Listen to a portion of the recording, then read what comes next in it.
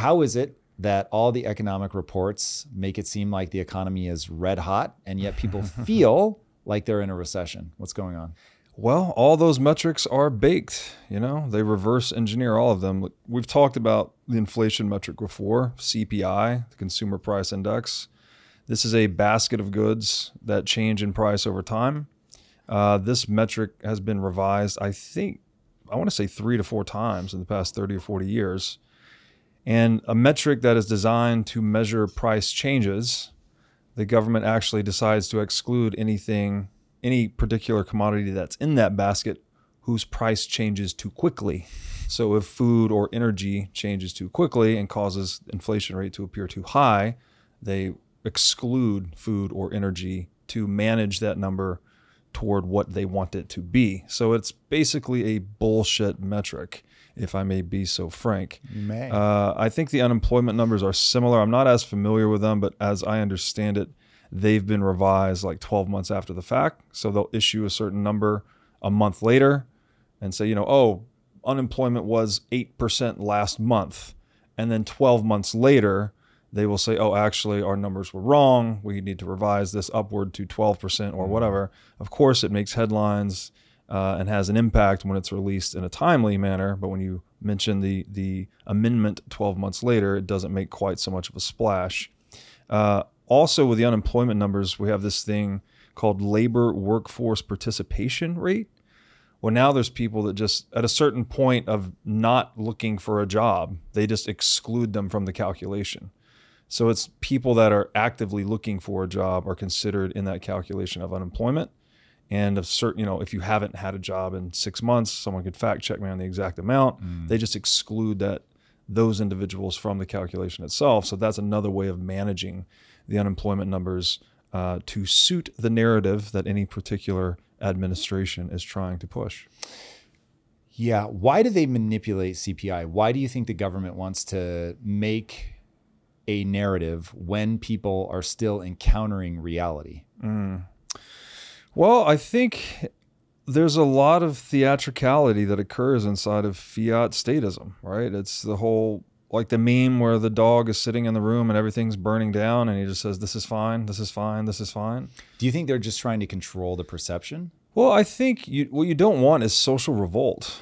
I mean, that's people are going to feel the pain, but then if all of a sudden you're also telling them, your feelings are valid and inflation is running at 15% as measured in 1980 terms. So you're getting milked at 15% a year, which means your purchasing power is getting cut in half every 7 years. That's a bit more painful, I guess, for people. Whereas if you just do the same thing to them, but tell them inflation's 3% or 4%, everything's fine, you're just pretending, basically. And I guess that does have kind of an analgesic effect on people.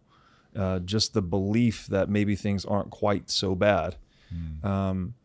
Sort of reminds me of censorship a little bit, where, if enough people get censored, individuals start to self-censor. So creating this illusion that, things are okay, then if you're feeling the pain, you might be more hesitant to speak up. If the guy on TV is telling you, oh no, inflation's low and numbers are up, you might be like, well, shit, what's wrong with me? I can't find the job. I can't get ahead.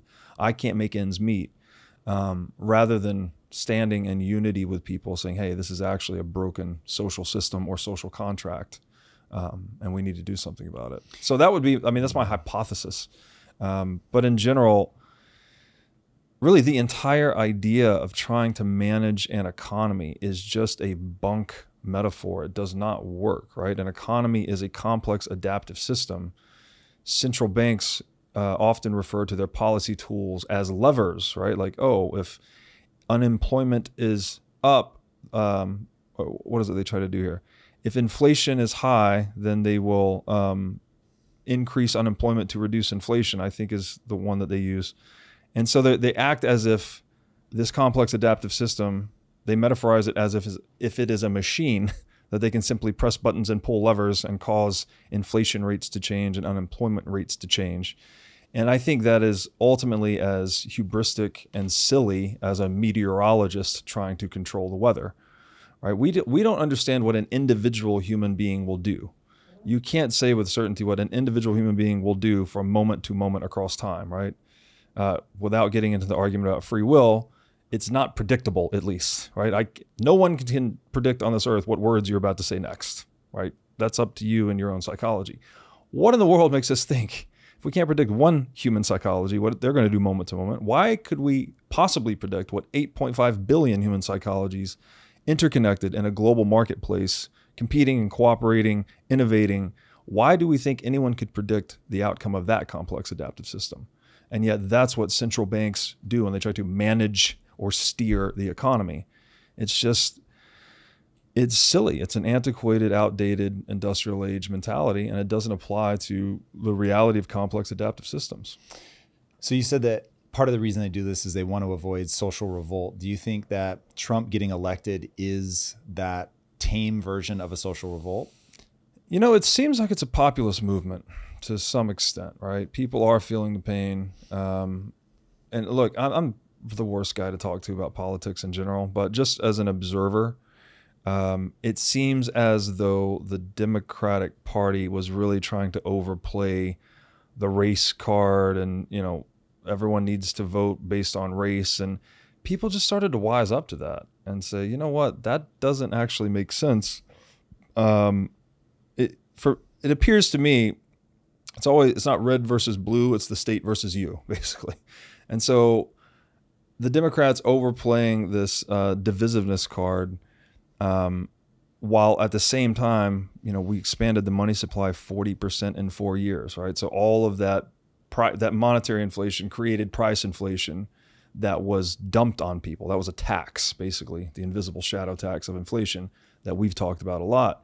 People have been coping with that pain and suffering with that pain, while at the same time you had, you know, Joe Biden was going on the Super Bowl doing a commercial saying, "Oh, I love ice cream. And, you know, shame on ice cream producers for increasing the prices of ice cream. We're going to make sure that these greedy capitalist ice cream producers don't increase the price of ice cream anymore." You also heard Kamala flirting with the idea of price controls. Like, how insane is that? This is Soviet style statism, basically, right? And just to be real clear on this, prices are data packets about consumer preference. To try and regulate prices is like trying to regulate consumer preference. You can't pass a law to tell people what they want, right? A price is the economic expression of what people want. So to try and regulate prices, it only does one of two things. It creates surpluses or shortages, right? The market does not clear or supply and demand meet as an honest pricing system does. And it creates distortions that ultimately harm people, right? This is why millions of people starved in Soviet Russia, et cetera. So I think all of that nonsense was basically dawning on people. Like, you know, I think people have a good bullshit detector, even if they don't understand the complexities of how a price system works and money printing manipulates the price signal and all of that. I think people just start to see through the bullshit a little bit. And look, I'm no fan of any politician, frankly. I'll be very interested to see how many promises Trump has made actually get kept. However, at least in his rhetoric, he was much more honest seeming, right? That he was talking about actual pain and actual problems that people were feeling, whereas the Democratic Party was taking this approach of everything's fine and whatever is broken will regulate prices and crazy shit like that. So I think at the end of the day, Team Red was just a little bit more in touch with the truth, and that's why they won. It's interesting. So the concept of price gouging, I think, feels relatively intuitive to people. That, yeah, somebody should control that. There should be an upper limit. People were very happy when Scarelli, I forget his name, but the guy that bought the drug and then raised the price like a gazillion percent, ends up going to prison. People, I think, feel like, yeah, there should be some sort of cap on some of these things. Yet the Democrats got voted out of power. And even here in California, there was a referendum for rent control and that failed. So somebody somewhere is getting the message. Why didn't the Soviet system work? Like, why don't price controls simply calm businesses down from price gouging? Yeah, so basically, you can think about capitalism as like a decentralized computing system, right? Where people are making decisions about how best to allocate capital to satisfy customer wants better, faster, cheaper.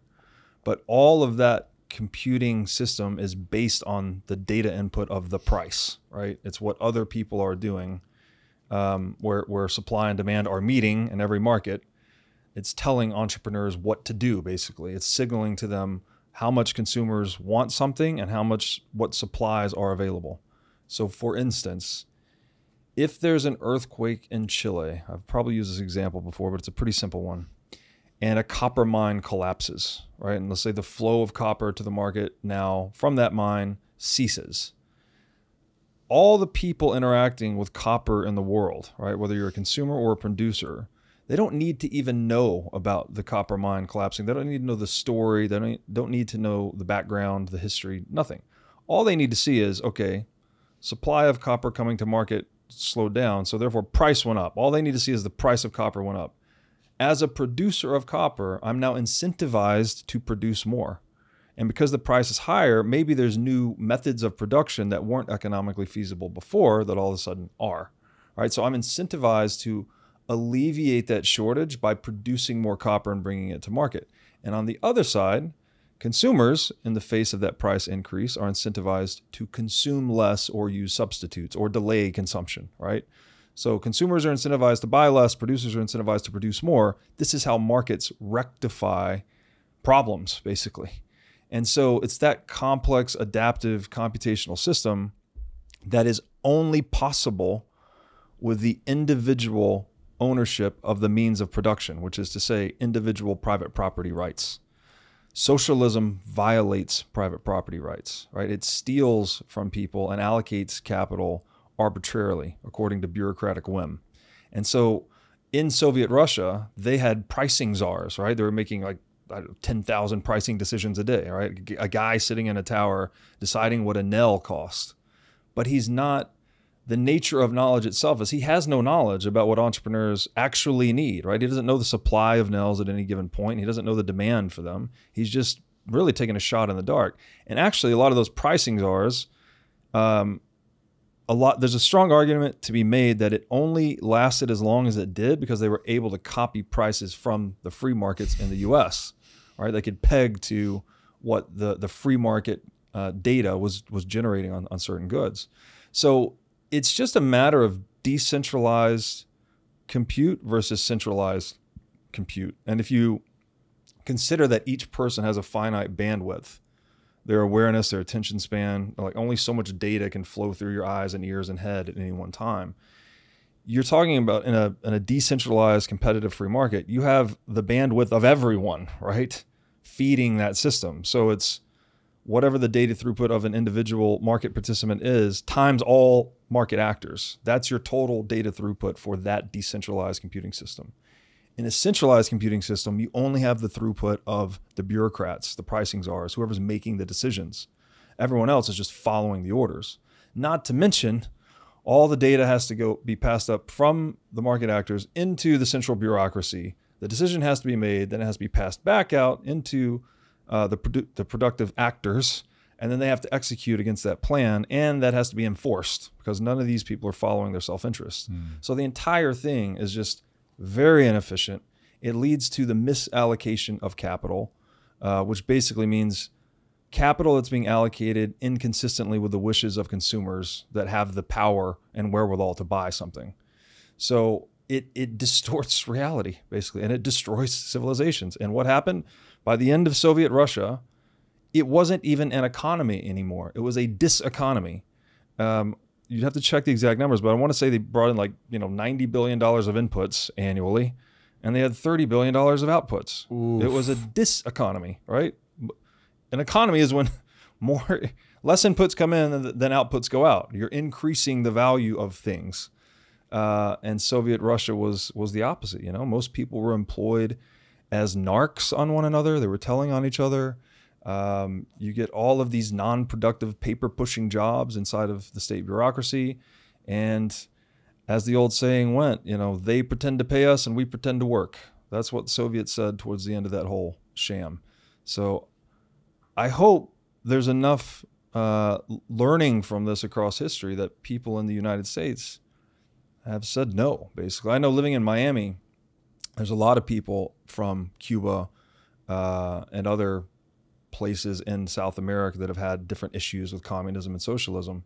And there were signs in all kinds of people's yards saying, you know, no Kamala communism and whatnot. So I think it had something to do with that, right? People do learn from history to some extent. And you combine that with a good bullshit detector. And I guess that's the result that we got. Why do you think then, given we just dodged that bullet, why are the rich getting richer and the poor getting poorer? Because as much as I love capitalism, it has not, in its current iteration, yielded results that are sustainable. I mean, we've talked about this, right? It's not capitalism. Anywhere you've got a central bank, you are at best 50% capitalist and you are 50% Marxist or communist. Because money is one half of every transaction, and money under a central banking paradigm is centrally planned. Central banking is the central planning of money. This comes from measure number 5 in Marx's 1848 manifesto to the Communist Party, that the state has to have central control of cash and credit for communism to work. The printing of money is the violation of private property, right? Marx said you could sum up communism in one sentence, which is the abolition of private property. So at one end of the spectrum, there's, and we've talked about this, communism, the institutionalized abolition of private property. The opposite of communism would be capitalism, the institutionalized perfection of private property and the transfer of private property through consensual contracts, right? We can agree to trade things only by consent, not by coercion. The spectrum in between is effectively socialism in all its different forms. It's an institutionalized policy of aggression against private property. So whatever the average tax rate is of a particular country, that is basically what percentage it is socialist. And to get that tax rate, you really need to know not only what is the explicit tax rate of, say, the average taxpayer, but you also need to know how much savers are being debased through currency counterfeiting. Right? The shadow tax of inflation also goes into this equation. So we don't have capitalism anywhere in the world, nor have we ever had it anywhere in the world. We've had different, different intensities of it, but and the United States would be a great example of when we were founded as a constitutional republic. We did not have a central bank. We had no income tax. There were very low and predictable, and so oftentimes no state taxes. Largely we were funded through tariffs. And rule of law was, pretty much minimal and centered on the preservation of life, liberty, and property. And what did we get? We got a massive economic boom, one of the most successful economic stories in human history. You could also look at places like Hong Kong that had a similar beginning, right? Where they had very stable rule of law, very low taxes, and a lot of capitalism. Places like the UAE today, they're doing this, right? Very low taxes. Do they have a Fed? Do they have a central bank? I believe they do. But I would say that they are not engaging in currency counterfeiting at the same rate as the U.S. Someone could check me on that as well. But I know their explicit tax rate is much smaller than what we have in the U.S. So basically you let entrepreneurs keep the fruits of their labor and leave them alone, and you tend to get successful economic stories. And that's capitalism. But the extent to which you start to progress along that spectrum of socialism towards communism, you slide closer to that Soviet-style diseconomy we just talked about. Do we need any brakes on capitalism? Like if you had your druthers, I know you don't vote. You said earlier you're the worst person to talk to about politics. So do you consider yourself completely removed from politics because it's just a protest vote? This is so corrupt you can't engage? I think the most powerful vote you can cast is the way you save and spend your money, ultimately. So I consider holding purchasing power in Bitcoin or physical gold, which is outside of the fiat system, right? They can't print money to steal your purchasing power if you're holding your savings in gold or Bitcoin. So you're protected from inflation. And then, obviously optimizing yourself from a tax standpoint. This is the most effective vote you can cast against the apparatus of coercion that is the state.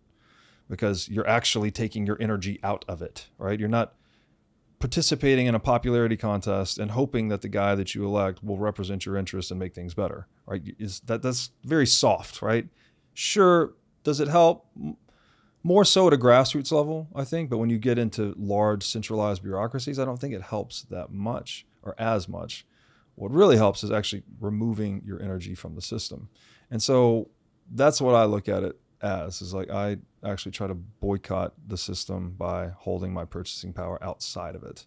We'll get back to the show in a moment, but first, let's talk about business banking. Running a business is hard enough without spending hours managing your finances. That's where Found comes in. Found is a business banking platform designed specifically for small business owners. It consolidates everything: expense tracking, invoicing, tax prep, and even setting aside money for business goals into one simple, easy-to-use platform. And small business owners absolutely love it. Found has over 30,000 five-star reviews, with users saying things like, "Found makes everything so much easier: expenses, income, profits, even taxes." If you're ready to streamline your finances and get back to doing what you love, open a Found account for free at found.com/impact. That's FOUND.com/impact to get started today. Found is a financial technology company, not a bank. Banking services are provided by Piermont Bank, member FDIC. This is a paid advertisement. And now let's get back to the show. My take would be that right now we're living through a very interesting moment where who you vote for matters based on their worldview. And we are ultimately in a moment where we as a people are deciding whether we want that top-down authoritarian control, whether we want freedom of speech or not. And it felt pretty consequential. This is the first time where I really felt like, yo, people need to get out and vote. Now, I'm cool. Whatever way people want to vote, I don't think I have a monopoly on the truth. But I do have a very strong take on what I think. And to me, this really felt like a referendum of a revenge of the working class. I forget who said that, but I think it's an absolutely brilliant assessment of what just happened. And going back to my initial question, I think really what just played out is you can put out all the reports in the world that say everything is going well, but if the average person has to be a degenerate gambler to stay ahead of inflation, if they go to the grocery store and everything is going up in price, real wages are flat, you're making less in your 20s than your parents did, you're looking at what's going to happen to your kids, not feeling super optimistic. The deaths of despair for young men are skyrocketing to the point where it's bringing the overall average age, the average life expectancy down in America, which is absolute insanity. And so people are just like, say what you will, dear politician, but the reality is that my life does not feel the way that you're describing. And so it really does, it becomes gaslighting that is so blatant that you, even if you want to reconcile with it, you're not going to be able to, which is pretty fascinating. So anyway, I get what you mean about you can cast, you're going to cast a potentially even more important vote by what you do with your money. But I think for the average person, they don't want to think about where to put their money. They want the system that they live inside of, capital T, capital S, to be moral, to use my own words. And so going back to what you said about CPI, glad you brought that up. So if people understood why the government manipulates the CPI specifically, part of it is because your entitlements as you age are based on the CPI. And if the CPI goes up, they have to pay you more, which they can't afford to do because they'd have to print more money. And we get on and on into debt, which I'm sure we will talk about. But so the way I look at the government is the government has a tendency to become evil, and inflating money is evil. Now, I have a feeling you agree with that. If you would give people that quick primer for why is inflation evil? Because for basically my entire life till about 5 years ago, I thought it was a natural law of nature that money inflated by 2%. Yeah, I realized too, I didn't answer your question that like, do we need any brakes on capitalism? And so I'll try to wrap both of those answers together. If you mean by capitalism the right of individuals to own property and trade it by consent only, right? And if there are any violations of that ownership, people can seek retribution through the rule of law, right? If you steal my car, then I can go to the police and file a police report and seek to have that retribution enforced by the force of law. Right? This is the purpose of the rule of law, actually, is to preserve private property. I don't think you need any brakes on that, right? That's just really saying, do we need any brakes on individual human freedom? Right? I mean, I think the brakes are almost built into it. We talked about in episodes prior, life, liberty, and inviolable private property. This is what was in the Magna Carta in 1215 when King John signed it. I think this is the entire purpose of government, right? It needs to use a legal monopoly on force to defend life, liberty, and property.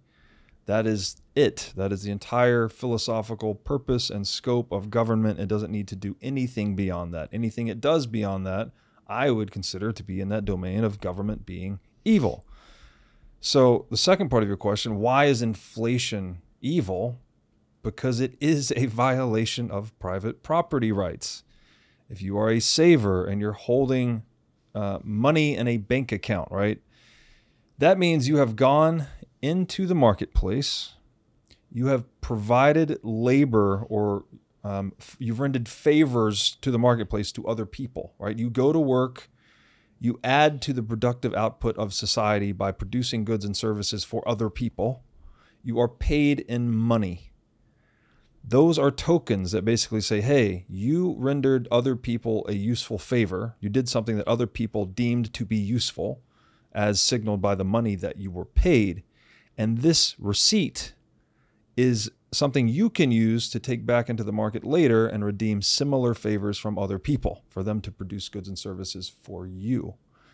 That is the social contract of money. So basically, if you have savings in a bank account and you acquired it consensually, that means you've added to the productive output of the species and not yet subtracted from it, right? So you've added to human productivity. You've solved problems for people, but you haven't been paid or compensated in return until you go into the market and spend that money. So what happens when you're holding savings in a bank account and a central bank will counterfeit that currency is they are debasing or diluting your purchasing power. All right, so the favors that you rendered into the market that you saved up for yourself for future use, or you've delayed gratification, well, they start to steal that energy. That purchasing power is what economists call it, right? And this is basically what that money is capable of purchasing, right? It goes down as prices go up, basically, right? So if you've got $1 million in the bank and steak is, $10 a pound, then you can get 100,000 pounds of steak. But if the price of steak goes up to $20 a pound, then you can only get 50,000 pounds of steak, right? It goes down as prices go up, purchasing power goes down. Basically, it's an inverse relationship. That then means the person who was prudent and diligent and provided favors for other people and saved for future consumption is now being disincentivized from doing so. You're now incentivized, well, my money's not going to hold purchasing power. I might as well spend it on something now. Better yet, I might as well spend all of it and just borrow more, because if I borrow dollars today that are going to get weaker over time, then I can borrow strong dollars today and pay back weaker dollars over time. And indeed, this is because currency is being inflated in this way, it pushes everyone. It's incentivizing everyone to take on more and more debt. So the evil component of it, and obviously when you take on more and more debt, you become beholden to creditors. You get in that whole game, right? Where once you are indebted, you're also paying interest to creditors, and that can be a downward spiral for a lot of people that don't know how to manage debt intelligently. So it sort of increases the pressure of that trap. And the evil part of it really is just that, if you consider theft to be evil, right? If someone rightfully owns something, they worked to acquire it. You worked to make money to buy this table, right? That someone built, and you consensually traded the money you had with them for this table. Who else has the right to come and take your table? right? You worked for the money. The guy built the table. You guys had a consensual trade. Does anyone in the world have a moral or just right to come and coercively take your table? I mean, I think it's a pretty hard sell, at least from a moral angle, right? Now, people could get into, oh, well, if there's an emergency and someone really needs it and all of that. But if you give, what's the saying, that if you give governments more power in times of emergency, then governments will create an emergency to take more power. So you give that little chink in the armor, to give them that inch that they take a mile, and I just don't think it can be justified. So, do you think there's any amount of government that's good?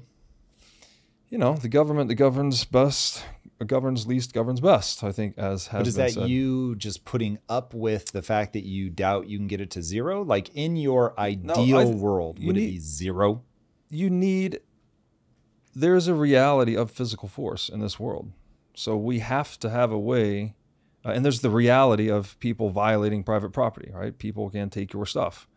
If someone takes your stuff and you know, short of taking the law into your own hands, it is useful to have recourse to a legal structure that has, the force of law behind it to right that wrong, so to speak. And so, yeah, I think a government that's ideally local, not very centralized, and that really focuses solely on the preservation of life, liberty, and property. Preferably one that uses like an English common law tradition. This is where, disputes that have occurred over time and the ways they were resolved, these become discovered laws that get codified and say, okay, this is how people have resolved law or disputes over time. And that becomes ossified as law. So it's like a legal discovery process rather than a fiat legal process where some guy is elected into power and he just signs a piece of paper saying, this is the way we do things now. All right, then you're at the whims of whoever's in power. That is the outcomes of that tend to be much worse, right? The individual in power will use the law to serve their own interests. We've heard this term lawfare come up recently, where it's that very thing, right? The law is not, the ideal of the law was equality in the eyes of the law, that we have one fixed rule set that is evenly applicable to everyone, whether you're a president or a pauper, right? Everyone in between, we're all beholden to the law to the same extent in the same way, just like we're all beholden to the laws of physics to the same extent in the same way. But when you start to unevenly apply the law or, bend a rule or, bribe a judge, this is where we get the term corruption, by the way, right? Which has an etymological root in the word, shares one with the word rupture. So this evenly applied rule set all of a sudden has a rupture in it, and you get rules for thee, not for me type of situation. And that is where government really falls apart. So to the extent government applies the rule of law evenly, and the rule of law is developed organically through a legal discovery process, and it's truly restricted to the preservation of life, liberty, and property, I think this is the libertarian ideal and in kind of a high level. And I know this, people may say, oh, that all sounds good in theory, but like, where does the rubber meet the road? You could read a book like The Ethics of Liberty by Rothbard. He goes through a lot of these legal aspects. I'm talking about boycotting and bribery and all these specific edge cases in the law and how it would be in a libertarian world. Is it perfect? Probably not. But I think it's a lot better than what we have. And once you create the situation where people can game the system, right? They can bend the rules to benefit themselves and exclude or harm others. That's a really nasty game, right? Because it's all about hard pressed to find a system that can't be gamed full stop. I know one. Say more. Bitcoin. Bitcoin's the only game that human beings have ever invented that they themselves cannot game. It is inviolable private property. No, it's an incorruptible monetary system. And so, and considering that money is superordinate to law, right? As Rothschild said, give me the power to issue a nation's currency. I care not who makes its laws, because if you can issue the currency, you can rewrite the laws. Trust me. That's what lobbying is, basically, right? It's private money rewriting the laws to benefit its interests.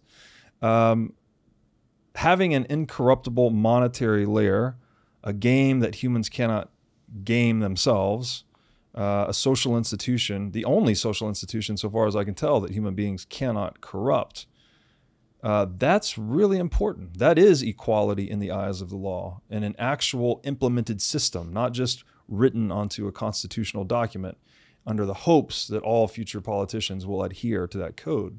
We have an actual economic incentive system that induces or encourages people to follow it, rather than just hope, basically, that will follow the U.S. Constitution for all time. Is the sum total of what makes Bitcoin amazing that it can't be inflated? Well, no. The fact that Bitcoin, and to be very specific, we're talking about monetary inflation, so the actual arbitrary increase of a money supply over time. Bitcoin has 0% arbitrary inflation, or you could say 0% unexpected inflation, right? It's the only fixed supply money and fixed supply asset, for that matter, in human history. I also think it's the only one that will ever exist. Now, there are 50,000 shitcoins out there, and there are a few hundred of them that will tell you they too have a fixed supply, or they have a diminishing supply, or they have whatever.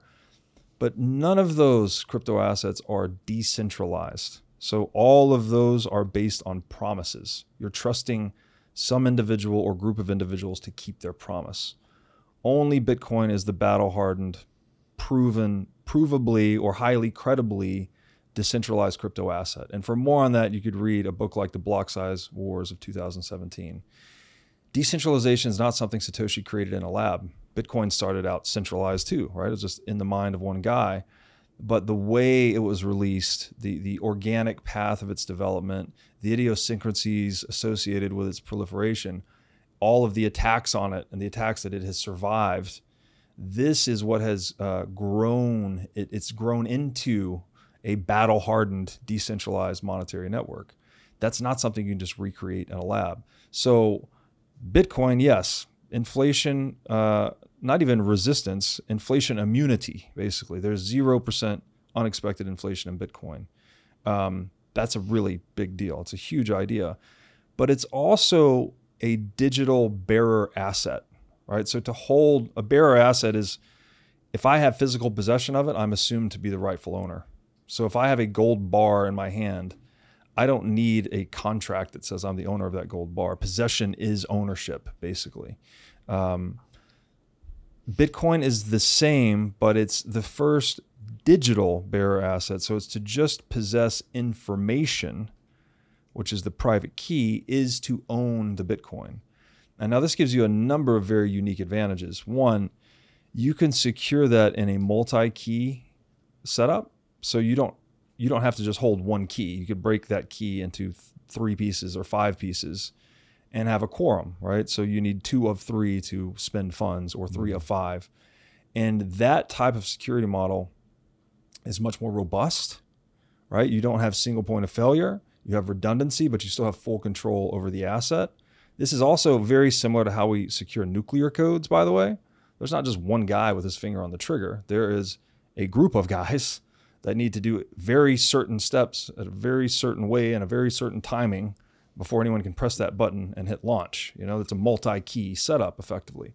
So you get nuclear code-like security models with Bitcoin because it's a digital private key. You also get extremely high portability, right? Gold does not move over a telephone wire. We can only move promises to gold over telephone wires, but we can't move physical gold. So, Saylor would say something like, gold has very low frequency final settlement, but Bitcoin has very high frequency final settlement. I can send you Bitcoin over a telephone line and we can settle with finality in an hour on the other side of the planet, right? I sent you gold, effectively, a bearer asset, physical Bitcoin, if you will, through telecommunications around the world. No problem. Try doing that with gold. Not possible, right? You need trains, planes, boats, armies, whatever to secure that. It still feels like it's nice. I'm glad that that's true. Mm-hmm. But when I really try to boil down why I think the current system, it breaks. Let me walk you through a speed run of what I think is wrong and why I think the fact that it can't be inflated makes it a solve for what I think needs to be solved for. I don't want to seem like I'm overhyping Bitcoin, whatever it is. I just need something that can't inflate. So here's my speed run. The reason that the economy is what it is and goes in Ray Dalio's 6-step loop is because of the ability to print money. So whenever I say inflate, anybody listening right now, if you can hear my voice, I mean print money. So print money, inflation, same thing.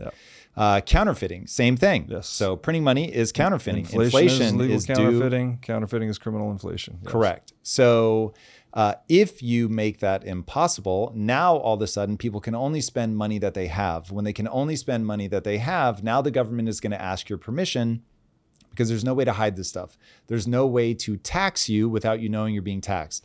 Inflation is them printing money so that they can spend more money than they have. And everybody is fine with it because you don't realize that there's a problem. If you had $100 in your bank account, you still have $100. Nobody is complaining. The problem is if that $100 only buys half the amount of stuff that it used to, you've lost half your money. But people can feel it. They're getting frustrated. They're upset, but they don't understand what exactly is happening. And so the reason that I say that this is a moral problem is we've created an incredible capital market system that's absolutely amazing. I couldn't love it anymore if I tried. However, it makes the average person have to gamble their money on the stock market or crypto or whatever in order to outpace the inflation that they're experiencing, that if they're anything like me, they just thought happens. They didn't realize that a central bank was in coordination with the government deciding to counterfeit, just to keep it nice and clear what's happening, to constantly counterfeit money to allow the government to spend extra money.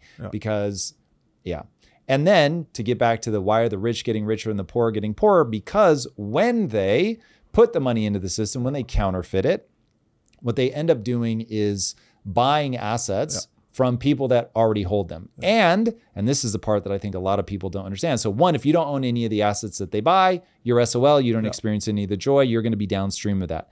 And then on top of that, there are a bunch of assets out there, your house price being one of them, the stock market being another, not exclusively. Some of it goes up because there just is increased value, but a lot of the value of the stock market is simply keeping up with inflation. So the odds that your house is actually going up in value is low. So if you were to price your house against gold or Bitcoin, you're going to see, oh, wait a second, it's not changing in the way that I thought it was.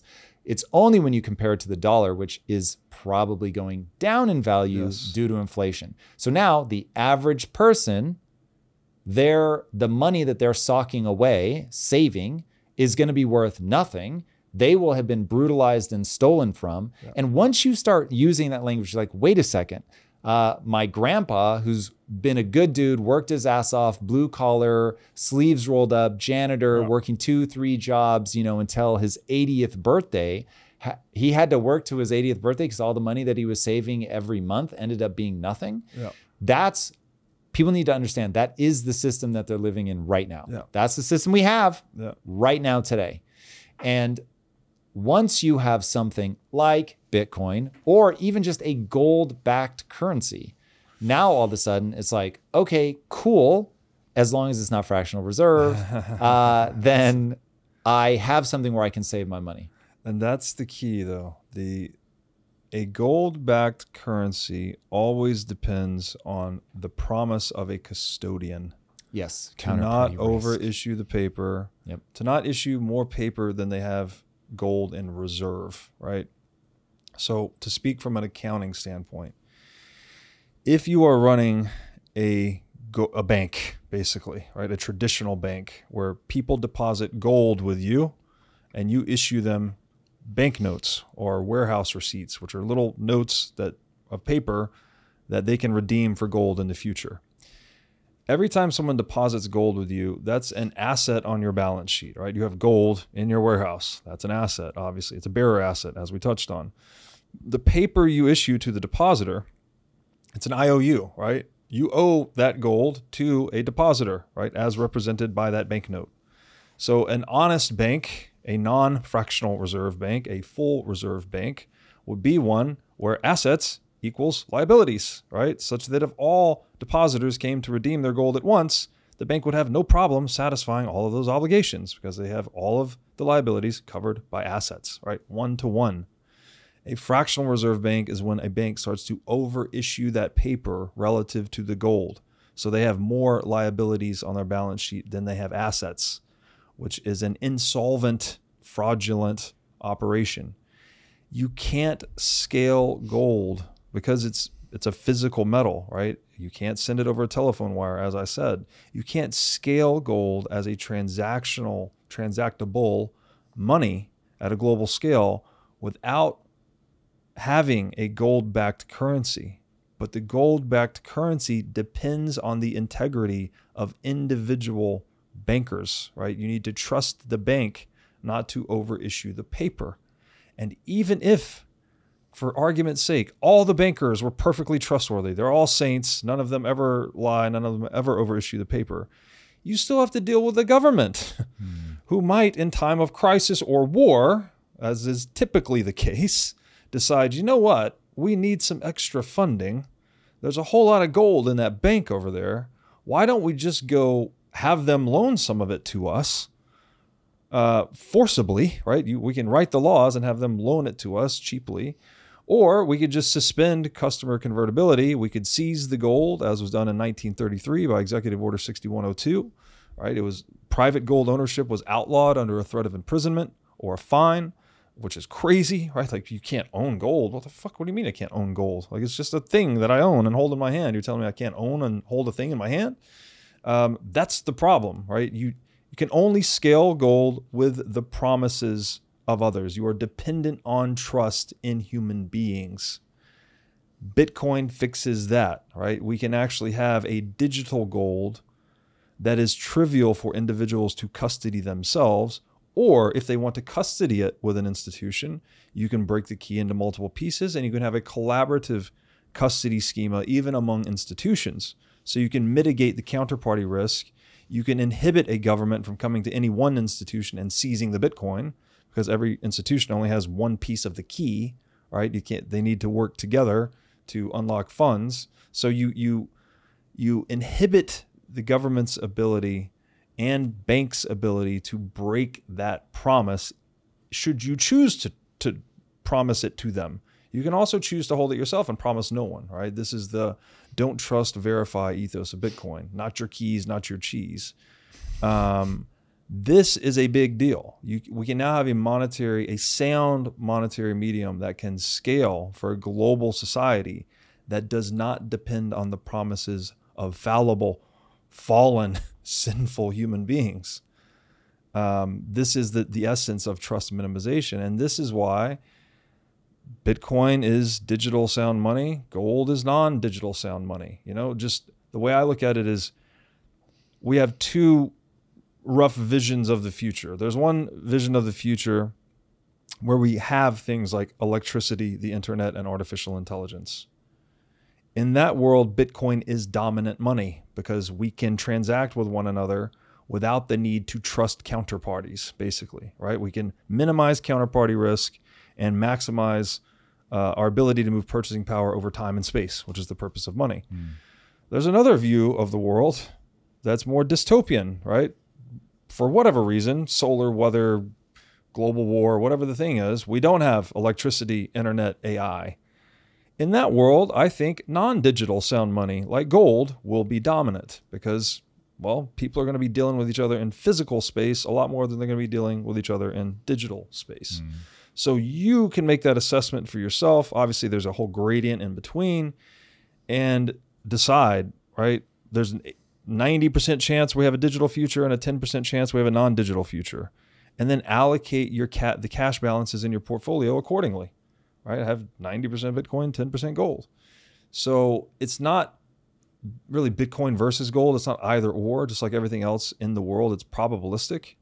And if you're going to be a savvy investor, I think you just have to look at the spectrum of possibilities, decide for yourself which way you think we are going, and then construct your portfolio accordingly. Okay, so I buy into a lot of what you're saying about private property. You want a government that is small. You want to have sound money so that you hobble the government from getting too big because they're going to use money printing to do it. But do you think that we have a moral obligation to take care of those less fortunate than us at the level of government? Do you, the question is, do I think that the government has a moral obligation? Do we as a species, us in a country, do we have a moral obligation to take care of those less fortunate? Yeah, look, when you say invoke the term moral obligation, Yes. I get very hesitant to be Yes. that prescriptive about it. Interesting. Why the word moral? Why is that the tripwire? Well, I truly believe in human freedom, right? So if I'm going to put a gun to your head and say you need to go and take care of the needy, that sort of defeats the purpose, right? But then doesn't that mean that I don't have the moral obligation to do it? Or does it mean that I have the moral obligation, but you don't think that it should be enforced? So it depends on the moral code you subscribe to, of course, right? I think this tends to be the domain of the church or religion, right? Many wisdom traditions teach us to tithe, right? To tithe to the church, to take care of the less fortunate, etc. I am a subscriber to that. Does that mean I'm going to impose that prescription on other people? No, I don't think that is something that holds weight for me. However, I think in a world with very strong private property, we naturally accumulate and construct more wealth, right? That is the whole point. And here's a way to think about this, by the way. Every time someone spends time and energy taking an asset from someone else, right? You've heard me talk about this before, maybe. There's two ways to create wealth in the world, or I'm sorry, two ways to acquire wealth in the world: making or taking, right? I can build the table and spend my labor to create something of value and trade with other people that are also doing the same thing. That's the path of making. That's the entrepreneurial path. That's the constructive path. Or I can just get the $5 wrench and go and bludgeon the guy over the head that built the table and take his table, right? That's the path of taking. That's the path of criminality, statism, coercion. Every time someone spends time and energy taking rather than making, that is time and energy they could have spent producing something, right? So that is a decrement, a decrease on the productivity of the species, because that person's time and energy, the taker, was spent taking rather than making. Further, because they took it from someone that built it and produced it, they have disincentivized that individual from producing in the future, because that individual did not get to keep the full reward of their labor, which was the fruit of their labor, right? So if someone's getting 20% of the fruits of their labor stolen every year by an organized criminal syndicate called the government. Try 53. 53, okay. Then they are 20% disincentivized from producing, right? Like if I can only keep 80 cents of every dollar that I make, well, then I'm less incentivized or rewarded to produce as much. I agree with you, and all of that makes sense to me in the abstract. But I think the thing that we end up struggling with, and this is not even abstract. This is like axiomatic. If someone is spending time and energy taking rather than making, then our net productivity goes down, and the incentives for producing go down. Because you live in a world where humans fall on a spectrum from an evolutionary perspective, where even though Trump won by a quote unquote landslide, it was really 3 points, 4 points? I mean, we are basically divided down the middle. Now, I think there's an evolutionary reason for that you need when you think about getting a species to work cooperatively together in flexible but large groups. You're going to need some people that are compassionate and saying, basically, just think about it from a caloric standpoint. Yeah. Let's say that you go out and you hunt, you come back with something. Now, if you're smart, you're going to store the calories that you can't eat right now in my body. And the way that you do that is you give me something, even though I didn't get anything on the hunt. You're going to give me some so that I eat. So when I'm the one that wins, I come back and I give you some next time. So in a world without refrigerators, the way that you store fat is on the people around you. Now, the catch is that if you do that, I start going, Robert's a great hunter. I don't have to go hunt. He's just going to feed me in the hopes that one day. And so now other people go, no, we can't stand for that. We can't have freeloaders. So you get people that they skew compassionate the left, and you get people that skew personal responsibility, the right. And you need the tension between the two to make sure that we don't get a bunch of freeloaders that turn into parasites that drag the place down. But you also need people that understand, dude, we've had central banks since 1668. The modern world's pretty amazing. So even though I can tell an aggressive story about how evil and sinister and all that stuff that it is, and it really is, the problem is it also gave birth to a pretty amazing world. Did it though? Did it? Can we say more? We can't attribute, because we have all of these modern marvels and all of this this standard of living, right, in the post-industrial age, which, by the way, like GDP per capita, basically for human history, is flat forever until we hit the industrial age, and then it goes completely vertical, right? Do we attribute that to central banking? Like, why? Just because do wet streets cause rain, right? Correlation is not causation. I would argue that the market has succeeded in spite of all of the money printing and the theft and the warfare funded by central banking. Take warfare alone, right? The possibility, the scale, scope, and severity of World War I and World War II were only possible because of money printing.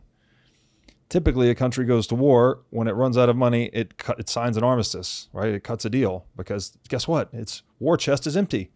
But when it can hyperinflate the currency, its war chest goes from being its own balance sheet to the balance sheet of everyone using the currency, right? So wars get larger, longer, and worse. War is people understood. War is the most diseconomic activity human beings can possibly engage in, right? We mobilize humans and capital to go and destroy humans and capital. It is anti-economic. It is the antithesis of an economic process. It's a diseconomic process. And so that is enabled and worsened by money printing. I would say that everything that we enjoy in the post-industrial age is in spite of central banking. And you were asking about, the moral obligation. The point I was trying to get to is the stronger private property becomes, the more we increase the standards of living per capita, or GDP per capita, if you want to use a metric like that. And that, in my view, actually enables the furtherance of compassion. Right? Compassion's a bit of a luxury, right? Like, you can have compassion in your heart, but to actually act on that compassion and to be able to give people things, to give people stuff, food, shelter, whatever it is, well, you need an economy that's producing that, the division of labor. And to have the division of labor, you need private property rights. And so the stronger private property becomes, the more economic abundance we have, the more capable the successful among us are of being compassionate to others in a material sense, of actually giving to them.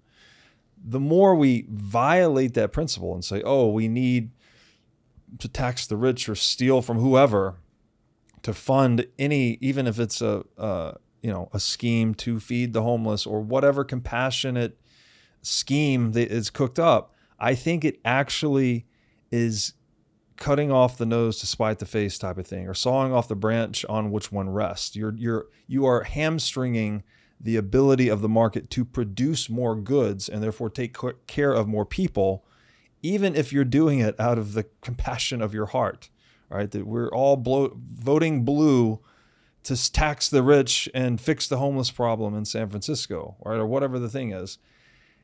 And just look at the history of it. Look how incompetent government has been at allocating capital. There's this story, this is not that old. I think in San Francisco, they spent like $3 million in 15 years trying to open a public restroom, something like that. There was also talk of, I think this was Biden's electric vehicle charging program. They spent X billion dollars and they had 3 charging stations or something by the end of it. It's like, government is, Mises would argue all government action is a misallocation of capital because it involves the coercive extraction of resources from people through taxation and inflation. And so it's much easier to spend money that you didn't earn. And it's much easier to spend it foolishly. And I think that's what governments basically do. So what do you take away necessary from, evil? Perhaps because we need to defend life, liberty, and property. But when the institution charged with the preservation of life, liberty, and property starts to aggressively violate private property, we get very perverse outcomes. Yes. So what do you think when you look out at the world and you see every civilization of any size has a government? Yeah. I think it is a reality of physical force, like I said. Like we do that people want somebody to take care of them. Well, it's not that you want, it's a protection service, right? So if we look at the origin point of government, it comes in the agricultural age. Once we stop being hunters and gatherers and we settle down in one place and we start to create an economic surplus, right? We've got grain in the silo, so to speak. Well, you now need to defend that grain in the silo from other people that are hungry, that want to come and take it. So the local area defense network that protects intruders from taking the grain in the silo is basically the origin point of government. And so that's what you want it to do, defend the property and lives and liberty of the individuals living within a territory. However, it's a very complicated and bloody history, right? Because once you give people that physical power, that monopoly on force, what do they start to do? They extract tribute from people inside of the territory, right? And so how do you, this has been like the age-old problem, is how do we create a central monopoly on force and entrust people to run that monopoly on force in a way that they won't bend it to serve their own interests? Right. And there's been many experiments on how to do this best across time. I would say the United States and the founding fathers are the best one we've done yet, right? The decentralization of power, checks and balances. The U.S. Constitution was written basically to prevent the implementation of a central bank, to maximize local state power and to minimize central state power. We were founded as a constitutional republic. So a constitution being an enumerated list of things the government can never do, right? This is the Bill of Rights, right? Cannot infringe on the freedom of speech, cannot infringe on the right to bear arms, etc. These were meant to be absolutes, absolute spheres of human freedom that government could not violate.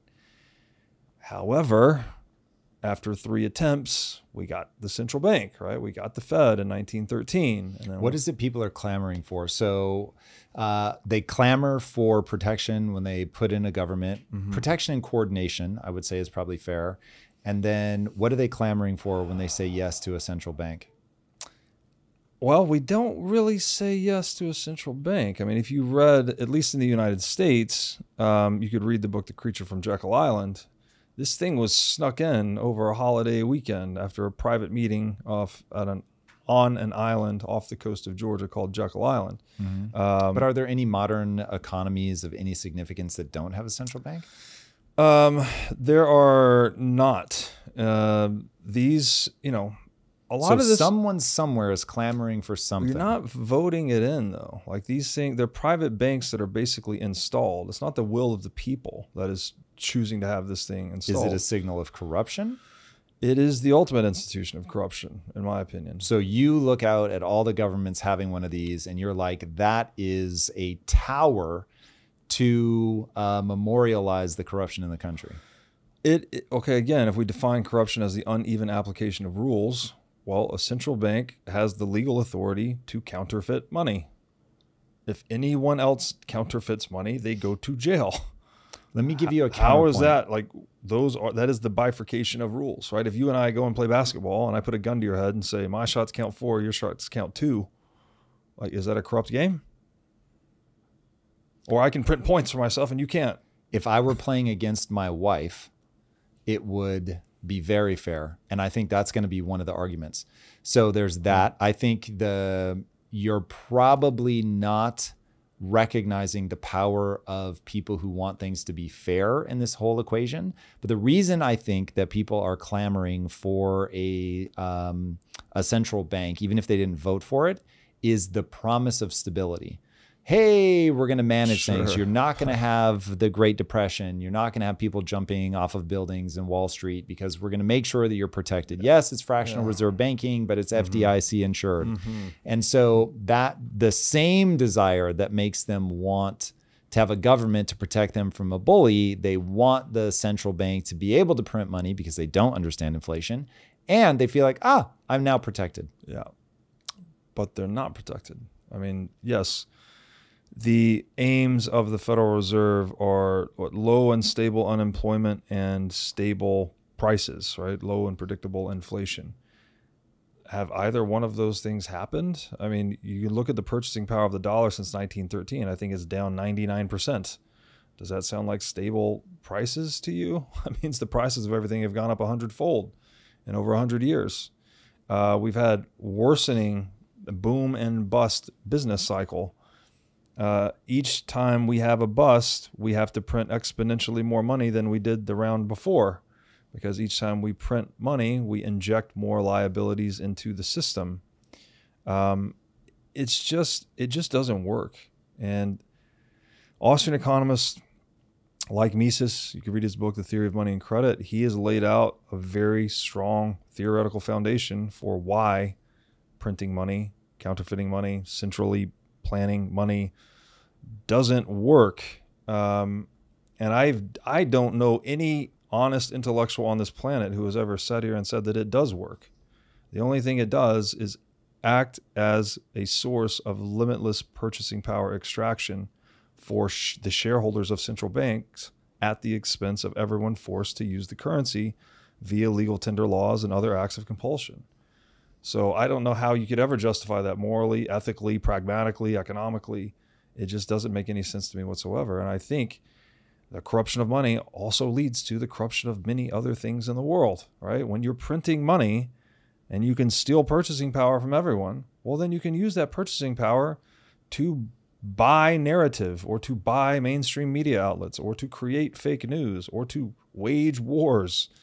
It is a very insidious power, right? If Lord Acton said power corrupts and absolute power corrupts absolutely, I don't think there's anything closer in the sphere of human affairs to absolute power other than the printing of money, considering it is the thing that everyone works for. And if you are the institution that can create it without performing any work, and you can use it to extract the work energy of other people, well, then you will do everything in your power to deceive them into believing that it is good and necessary for them and their economy, which is indeed what Keynesian economics does. It's a pseudo-scientific paradigm that tells us every time there's a problem in the economy, the government just needs to pull that lever and print more money, baby. And everything's going to be all right this time. Don't worry about it. It'll be fine. And what happens? Well, we get to look recent history. We print $700 billion in 2008. That was a big number back then. We thought that was a very serious amount. That's less than 1/10 of what we printed in the post-pandemic world. We printed $8 trillion. Okay, give it a few years, we're going to print 10x that. It doesn't stop until the currency hyperinflates into worthlessness. And I don't mean to be the bearer of bad news, but anyone that wants to challenge me on this, open a fucking history book about fiat currency. Tell me how all of them end. Either the country gets conquered or the currency hyperinflates. All right, the oldest and most successful fiat currency to date, I think, is still the British pound, which has lost over 99% of its value in 320 years. So those countries, UK, US, we're still in power. Fiat currency is still working, but all of those before us have failed, been conquered or hyperinflated. So, you know, how many times do we need to learn this lesson? A lot. We'll get back to the show in a moment, but first, I have an important message for entrepreneurs. You did not start your business to play small. You started it to build something extraordinary. But here's the truth. Big visions require big tools. That's why I recommend Shopify to every entrepreneur who's serious about building a business. It's not just a sales platform. It's a partner in your growth. Shopify powers some of the biggest brands out there like Alo, Allbirds, and Skims. It's the backbone that lets them sell seamlessly, whether it's online, in-store, or even on social media. With features like Shop Pay, they boost conversions by up to 50%, turning browsers into buyers and dreams into real hard revenue. Upgrade your business today and get the same checkout Skims uses. Sign up for a $1 per month trial period at shopify.com/impact, all lowercase. Again, go to shopify.com/impact to upgrade your selling today. That's shopify.com/impact. And now let's get back to the show. All right, so you've got a magic wand. You're holding tight to that magic wand. Trump comes to you and he says, Robert Breedlove, with your magic wand, what do? We want to make everything better. What do you do? If you were going to do 3 big things, and I mean, you can do anything, what are the 3 big things you would do to right the ship? Promote Bitcoin education and help people transition to a sound money economy. You can say Bitcoin and gold for that matter. I'm not actually partial. People want to stick with gold and that's their thing. Freedom. So not make Bitcoin the official currency. Well, here's what I don't like about that, because it's legal tender tends to be the compulsory use of something. So I don't want to tell people they have to use Bitcoin, but just educate people about, oh, this is how money actually works. We suggest this as the best money. It's the ultimate sound money. However, gold also works if you want to use that. Or you could also have free banking, right? Just let banks issue their currency and go through that whole painful experience of different banks blowing up and people learning their lessons the hard way, and let the market sort it out. So, I mean, I'm admittedly radical in my views as an anarcho-capitalist. Like, I think we need just the preservation of life, liberty, and property, and then the market solves everything else better than any central institution possibly can. And so the big theme of those 3 things is just minimizing statism, minimizing revenues to the state, therefore shrinking the state, and maximizing human freedom and the market process. I think that solves the most problems with the least effort. All right. If you abolish taxation, you're saying the government has no sources of revenue, or the government has to become a maker? Well, so again, pre-income tax, the U.S. government used to fund itself through tariffs, right? So it's actually charging taxes on imports. Those are at least imposed on outside countries, and those are countries that want to access domestic markets. I still don't think that's a good idea. I think that actually is still destructive to net wealth. People would probably accuse me of being an idealist or utopian in this respect, but I don't think nation-state structure really works. I'd like to see a world more of like free private cities. Instead of 200 some odd nation states, we have 20,000 free private cities that can trade with one another with very little friction. If there have to be tariffs to fund that security network, so be it. Maybe they charge a flat tax just on land, right? They're actually defending land ultimately.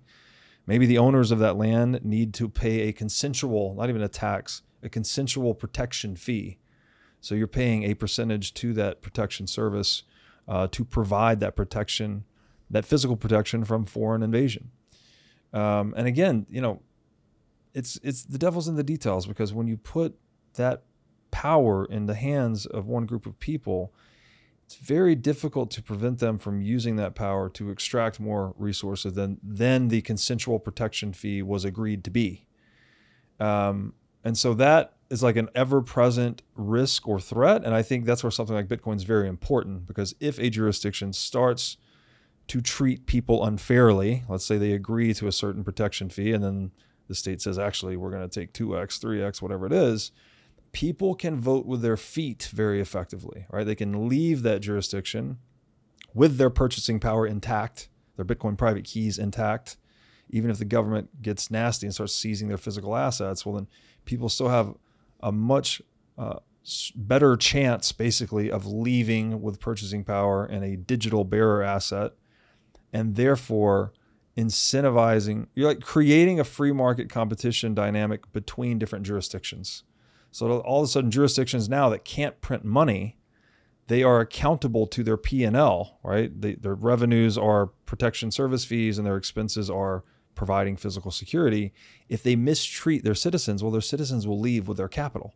So that will actually decrease their revenue. So you will be incentivized as one of these free private cities to be accountable to the preferences of your customer. You want to keep them. And you already see a little bit, again, like, a place like UAE, I think, is kind of competing basically for global talent and capital by offering really low taxation.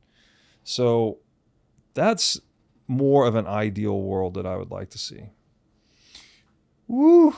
That certainly That was not the answer I was expecting. Now, do you think that there's an element of chaos that's going to be born out of that? Because as you're describing it, I'm like running through my head. I'm like, okay, gangs are definitely going to rise up in some of these cities. They're going to coerce you into staying. I know they're not supposed to, but of course they will. People will try to leave. They'll put capital controls on it. Like they'll find a way, even if it's just a wrench attack. But then people will escape as much as they can. It just feels like, whoa, I get why.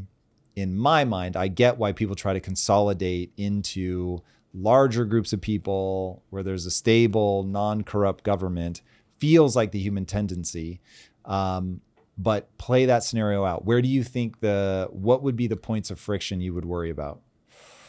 Well, I mean, so your worry that gangs will rise up. I mean, that's what governments are, frankly. Government is the biggest gang in the room, right? They have outcompeted all the other gangs and deemed themselves to be the legal authority of the land. So I don't think that the absence of the biggest, most centralized gang is actually going to create, you're going to have, well, when we say gang, it's like, people organize themselves into groups and those groups compete for their self-interest.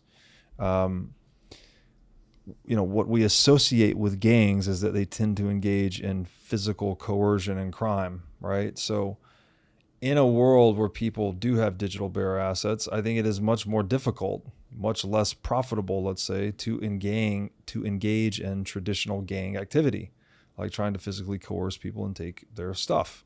Much easier to do that in a world where people are using physical cash or physical gold. Would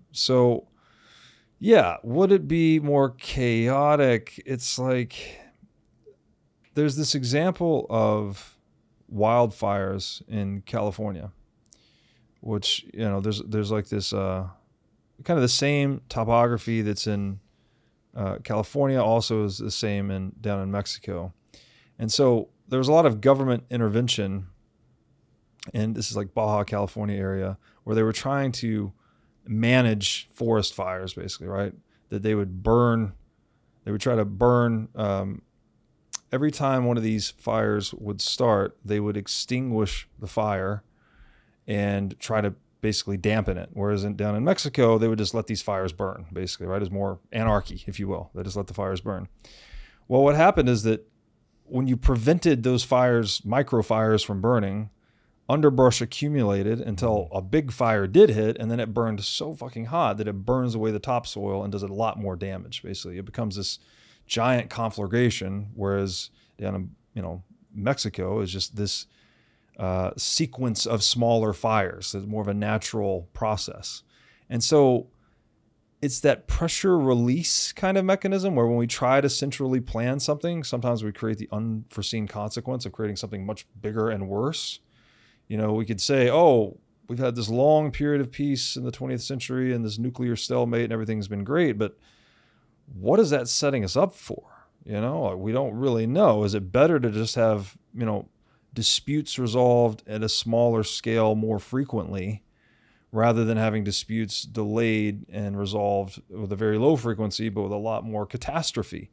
An author like Taleb would say, delayed volatility is exacerbated volatility.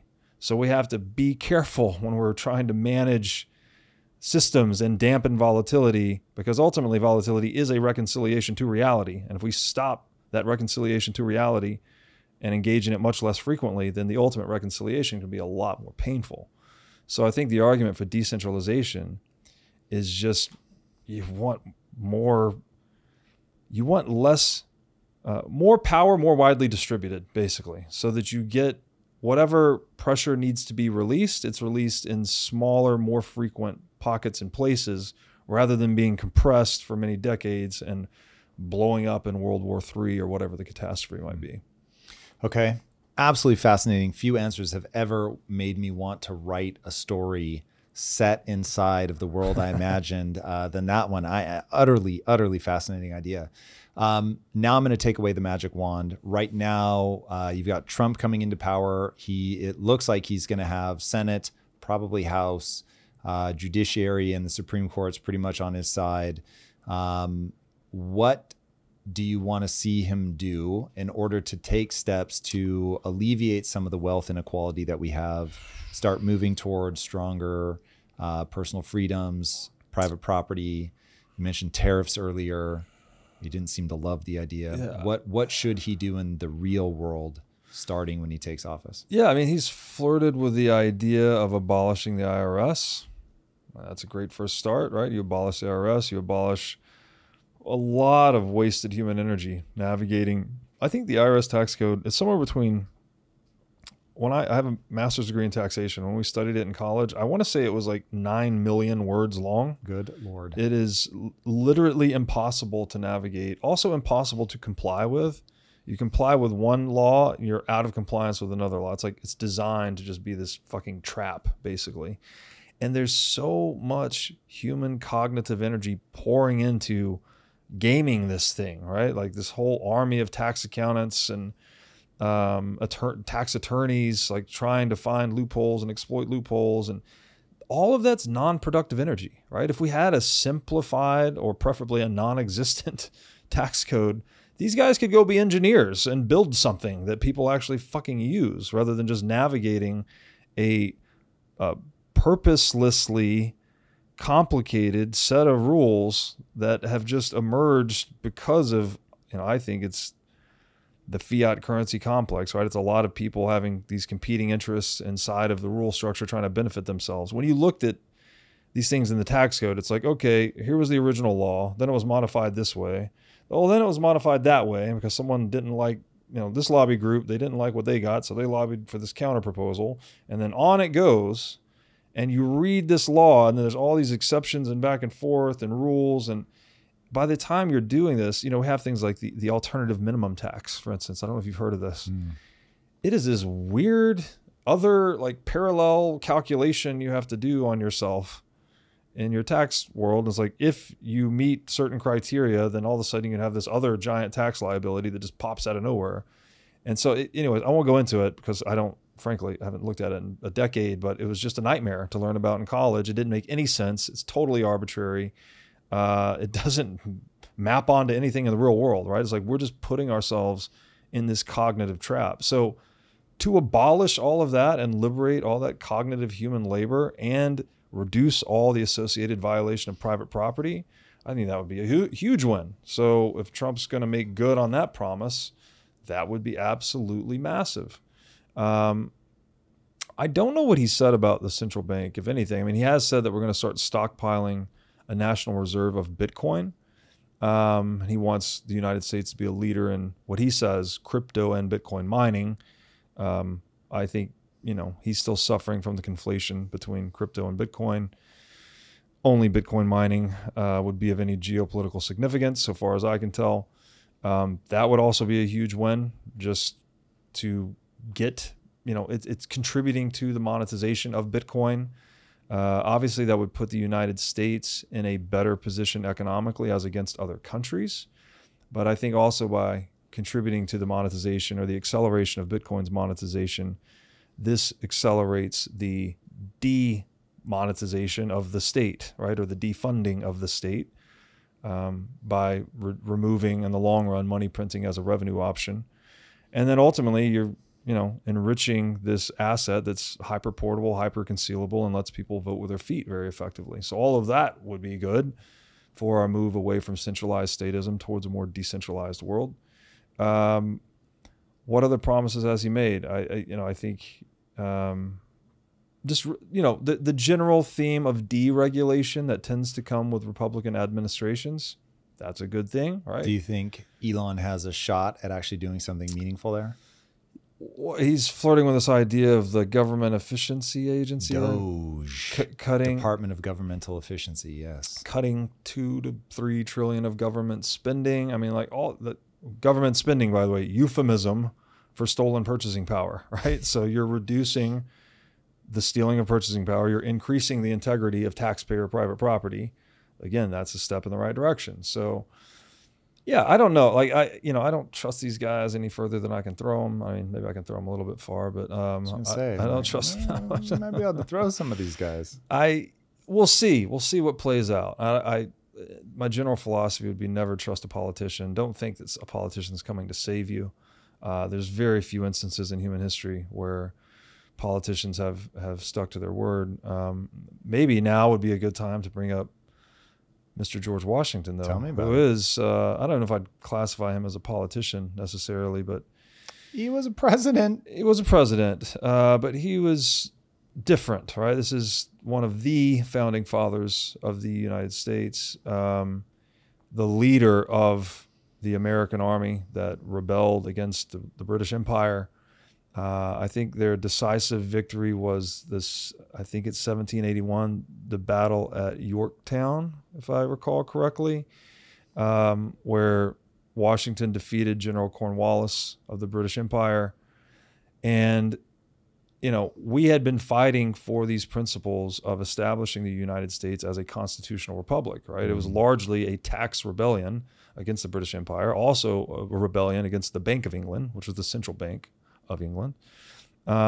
People wanted to be free, right? These were highly educated men. These were very strong Christian men, mostly. The seal on Benjamin Franklin's house, I think, said, "Rebellion to tyranny is obedience to God." Like, these were guys that were very, nice quote. very fucking serious about expanding human freedom. And the thing I like about George Washington is that he led and won the ragtag group of rebels, American soldiers, against the British Empire. Now, we had help too, but we won, right?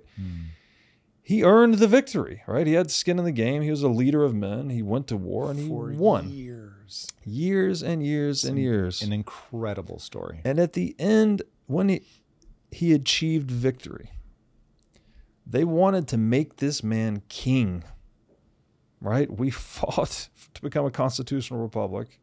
But at the end of that, they put the keys of power into the hand of this man, and all he had to do was accept and close his hand. And frankly, he earned it, right? He led the army. He conquered the new territory, but the old way of kings, well, he is the new king. He would have been the new, the king of the American Empire, and his lineage and his descendants would have become the next kings to who we all paid tribute and homage and forevermore. And what did he do? He channeled this, it's really like a staggering amount of philosopher king energy. You could call it Christ consciousness, right? He refused that temptation to near absolute power. He put the interest of the human family above the interest of his own family lineage in a way. And he said, absolutely not. I will not be your king. I will be your president. And I will be your two-term president, and I will refuse the third term. And we will be the constitutional republic that we set out to be. So he put the interest of human freedom above his own direct, more selfish, genetic self-interest, let's say. And that is just a staggering accomplishment as far as I can tell. Like, we often talk about Marcus Aurelius as a very significant philosopher king, and he was, but I don't think we give enough credit to George Washington. And I hope that, we can cultivate more male leaders like that actually take the larger perspective on what this is all about. Like, we're trying to advance human freedom in its totality, not just trying to advance me and my freedom here and now and for my future descendants, right? That's an old game, and it's a bloody game, and it's nasty, and it gave us the life that was brutish and short, that someone said.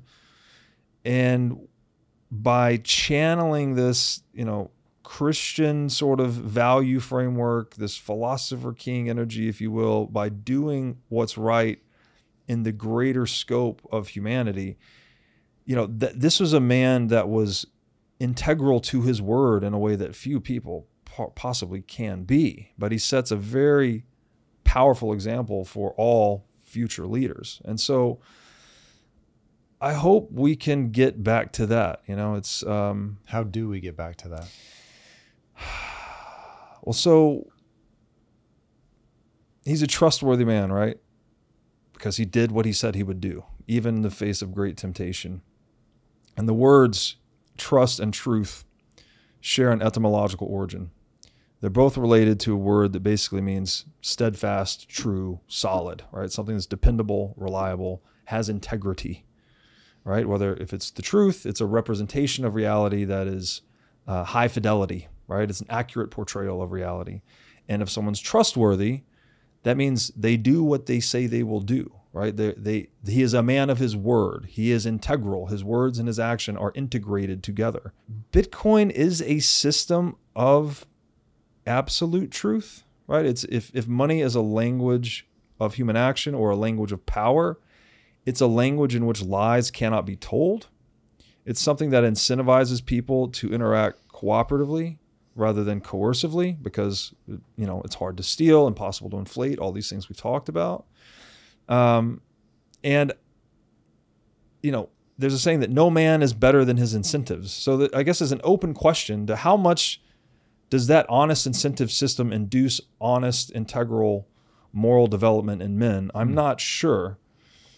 But I hope that Bitcoin enables the process of individuation in a way that helps people become more like the spirit that the founding fathers were tapped into, like taking seriously the collective human enterprise, not any specific nation state, not any specific lineage, but creating something that's sustainable for all of us across time, right? That ideal of equality in the eyes of the law, the ideal of innocent until proven guilty, freedom of speech, right to bear arms, all these things that give us a symmetry of power such that there's no asymmetries where one group is exploiting another group. Like, this is the ideal. This is the principle. And so my hope is that Bitcoin can enable the cultivation of more men like Mr. Washington. George, the could have been Bitcoiner. I like it. Yeah, I think so. All right, we've got some speed round stuff from our fearless producer over here. Drew, what do you have for us? All right, we're getting set up. Can we start with number one? G? So we're going to be responding to clips. Yes, I have a couple of clips and a couple of tweets. Just want to get your opinion on it. Quick take, minute, 30 seconds, nothing crazy. Correct.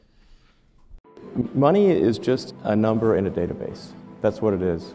And it's primarily an information mechanism for labor allocation. Now, my opinion of Bitcoin is that, I think Bitcoin is probably a good thing. I think it's primarily going to be a means of doing illegal transactions. But that's not necessarily entirely bad. It's not, some things maybe shouldn't be illegal. It will be useful for legal and illegal transactions. Otherwise, it would have no value as a use for legal transactions, because you have to have a legal to illegal bridge. Yeah. I don't own any Bitcoin. All right, is that a hot take or a not take?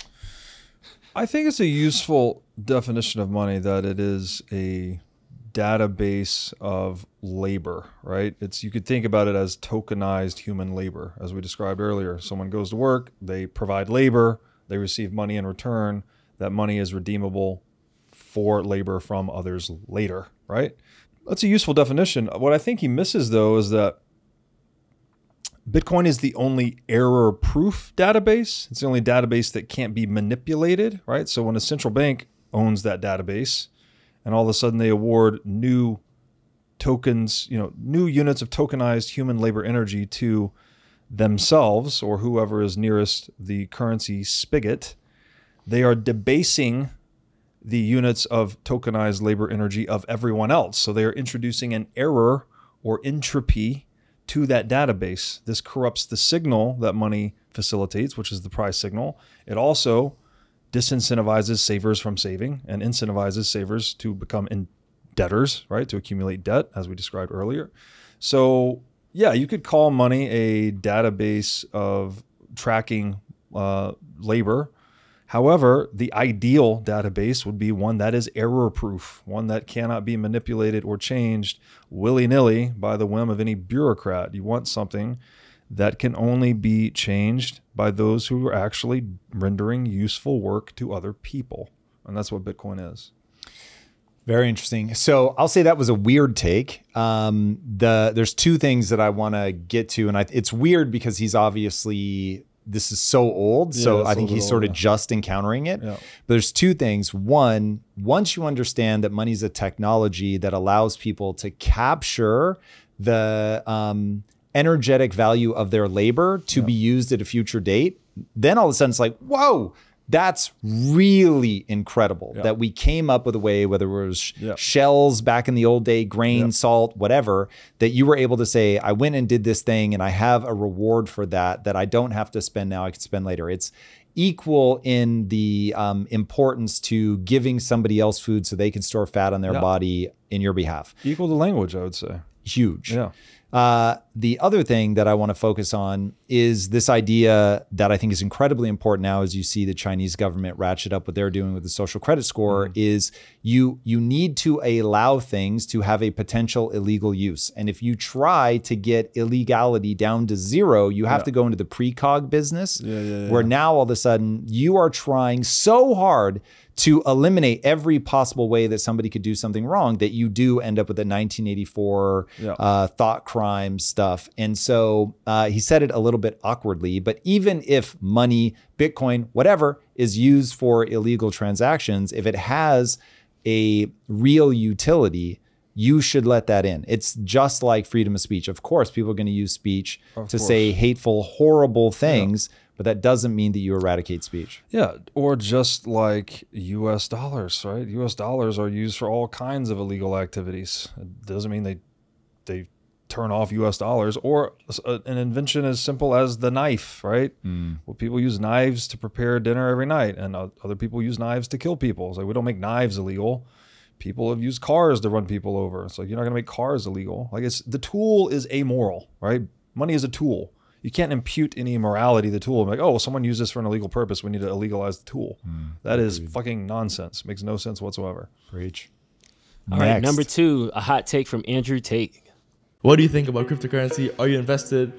Yeah, so I'm a proponent of crypto. I do use crypto, Bitcoin, ETH, the big ones. Okay. I think that chasing crypto pumps is now over. The bull run's over. The stupid money is gone. I see they launch these coins and then they start a Telegram community. Everyone's like, yeah, we're all in this together. No, you're not. No. You're not in this together. If you buy crypto at $1 and then you sell it at $10, someone bought it off you at $10. Yeah. They start these stupid communities so all of you sit there and don't dump so that the developer can dump. Yeah. You're all dummies. All of you guys. You're all dummies. That's a pretty good description of crypto. Not Bitcoin. Yeah, it's in general, crypto could be described favorably as gambling devices and unfavorably as pump and dump schemes, as he's describing, right? You create a token, you create a community, some kind of value proposition, a website, a white paper, whatever. You create this hype, it's going to be the next decentralized world computer, whatever, and you get people to buy this hype, this innovation theater, as I call it. The price goes up. That's good. You're the original issuer of the token, and then you just dump it after it's 10x or whatever your multiple is. And so, yeah, that's basically what crypto is. They're pump and dump schemes. People are basically being used as exit liquidity. So people are getting rug pulled all the time, and that's why it's such a disgusting space overall. What's unique about Bitcoin, once you understand like the properties of good money, like we've talked about before, and Bitcoin is basically this ultimate sound money, call it digital sound money. It's an ideal asset. You have that same type of dynamic, but there's no better asset to dump it into, actually. So, when it 10x's, well, what are you going to do? Like, if you're going to sell your Bitcoin for what? Like well, you don't want to sell it for dollars because dollars get debased. You don't want to sell it for gold because gold has, more seizable, has a higher inflation rate, all these things that make it inferior to Bitcoin. So Bitcoin, you're left with just this perpetual pump scheme, basically. It just goes up because it is the most superior monetary technology we've ever had. So it's, crypto is pump and dump, and then Bitcoin is crypto minus the dump. There's just no better asset to dump it into, so therefore it just pumps. For me, I think people need to understand that all capital markets are gambling, full stop. And all there's human action. Yeah, for something sure. about the way that it gets crystallized and manipulated in crypto that's extra creepy. But if you fail to understand that the stock market is a big gambling pool that attracts gamblers, you will be very confused. Now, that doesn't mean that I don't like them. It doesn't mean that I don't think that there's a huge purpose to the capital markets. There are, Yep. but a hedge fund is literally betting against things, for things. It's going to go up. It's going to go down. Like it's gambling. So yeah, Mises don't would be say confused. all human action is speculative because we can never know with certainty that our actions will create our intended outcomes ever, right? So it's all speculative. It's all gambling, right? It's all all gambling. You don't know anything that you're trying to do is going to work out in your favor. So we're dealing with probabilities in every step of our lives. Yup. All right, this one you're familiar with. You've seen this one before. The U.S. government can't go bankrupt because we can print our own money. It obviously begs the question, why exactly are we borrowing in a currency that we print ourselves? I'm waiting for someone to stand up and say, why do we borrow our own currency in the first place? Like you said, they print the dollar. So why does the government even borrow? Well, again,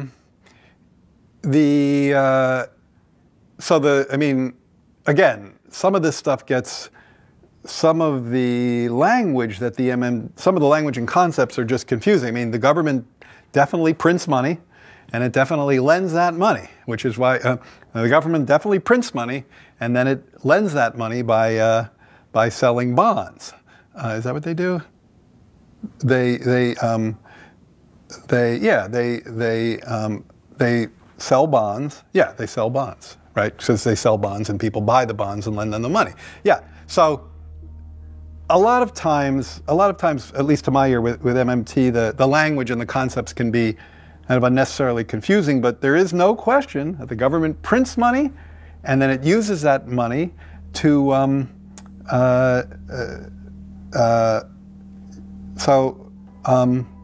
yeah, I guess I can't really talk. I don't get it. I don't know what they're talking about. Like, because it's like, Jesus. The government clearly prints money. It does it all the time, and it clearly borrows. Otherwise, we wouldn't be having this debt and deficit conversation. So, I don't think there's anything confusing there. Bro, he lied on his resume. Like, that is crazy. That clip is crazy. It's crazy. I've seen it titled as the scariest clip on the internet. That is by far the scariest clip on the internet. That guy was actually advising President Biden on his economic policy. That's insane. I can't fathom. I think he has a music degree or something. Like, he doesn't even have a degree in economics. Clearly, I would say, in short, that's your brain on Fiat, basically. Like, it just makes no fucking sense whatsoever. If I were to try and demystify what he's saying, He doesn't know what he's saying. Well, I think if he's you trying could to answer say, her question, what he wishes he understood. Here's what's going on. And I'll try to say it in as simple terms as possible. U.S. government issues shitcoin called U.S. Treasury. It can issue as many of these shitcoins as it wants, right? This is debt. Creates it out of thin air. Uses treasuries to borrow dollars from the Fed, the Central Bank of the United States, that can also issue US dollar shitcoin out of thin air ad infinitum, right? So US government issues UST shitcoin, as many as they want, to borrow as many USD shitcoin from the Federal Reserve as they want. That's how dollars come into the system. They are born at interest. They are borrowed into existence. There's an interest rate paid to the private owners of the shareholders of the Federal Reserve, whose names we don't know, but we have some ideas about it, right, in general. That's the circle jerk that's going on here. And the cost of that is externalized onto everyone using USD as a savings vehicle. They're getting their purchasing power debased with each new dollar that is counterfeited into existence via this mechanism. And this is the circle jerk that Bitcoin fixes. Yowza. I still can't believe that clip is real. It looks like parody. But it's does not. Yeah. Clown world. Jesus. Clown world. All right, last one. After Bitcoin just hit an all-time high, somebody was right, but I know this is not financial advice. Disclaimer, disclaimer, disclaimer. How bananas do you think it's going to go? Yeah, so this is a tweet I put out on March 6th, 2024. This was right around the Bitcoin halving, which I believe was May 2024 this year. Someone could check me on that, but I think it was May. And historically, Bitcoin puts in a new all-time high price approximately 18 months after the halving. So I put this tweet out. I hope you guys like bananas, because over the next 12 to 18 months, Bitcoin is going to go bananas. And I retweeted it today or yesterday, sometime recently here in November, because, well, Bitcoin's at a new all-time high price. But I think we're just getting started. I think we're going to put in a really face-melting number by the end of 2025. And I'm already getting bombarded, by the way. It's so weird to be in Bitcoin, because you go through this entire cycle of drama where Bitcoin price goes up, people are all texting me, FOMOing, how do I buy it? And then as soon as Bitcoin price goes down, they're like, oh my God, it's going to zero, right? Like it's all over. Like, should I sell it? And then Bitcoin goes into sidebound trading for 3 years, between having cycles before it goes into that giant blow off top. And everyone's quiet. Everyone thinks, oh, Bitcoin's still a thing. Like no one talks to me. It's radio silence. You're still into that. What's wrong with you? And it's like, I've seen this. This is the third cycle I guess I'm going into now. And sure enough, Trump got elected. I'm getting blown up with people asking me questions about it. And so, those who live by the crystal ball are bound to eat glass. I'm not making this prediction for any reason other than entertainment purposes. This is not financial advice. This was just my read on Bitcoin's prior price movements as it relates to prior range-bound trading and mapped over its halving cycles. But I put this prediction out, I think 3 years ago at this point, that I thought it would trade north of $300,000 by its next market cycle peak. That was my prediction 3 years ago. So I'll just stick to that one for entertainment purposes only. And what time duration is that? Before the end of 2025. Wow. 300K before the end of 2025. Yeah. Above 300K. Nice. Yeah. All right. Wow. Well, if it hits that number, my friend, I'll take you out for a very nice steak dinner. And that would put it around a little bit less than half of gold's market cap. Gold's market cap's around 15.5 trillion. I think that would put Bitcoin probably around 5 or 6 trillion market cap. Again, someone could check me on that, but I think that's about right, 5 or 6 trillion. Seems like a reasonable number for this cycle. And then next cycle, I would expect it to eclipse gold's market cap and go on up from there. Be fascinating to watch. And speaking of which, where can people follow along with you to see what you're up to? Yeah, thank you for having me. Always love talking to you. Same. A lot of fun. I'm whatismoneypodcast.com, and I'm on Twitter at Breedlove22. I love it. All right, everybody. Speaking of other things that I love, if you haven't already, be sure to subscribe. And until next time, my friends, be legendary. Take care. Peace. If you like this conversation, check out this episode to learn more. Michael Saylor, welcome back to the show. Happy to be here. It is very good to have you. Now, at the time of recording, Bitcoin is over 100K and has been for quite a while at this point. So I think the question of, is Bitcoin real, is dead. But now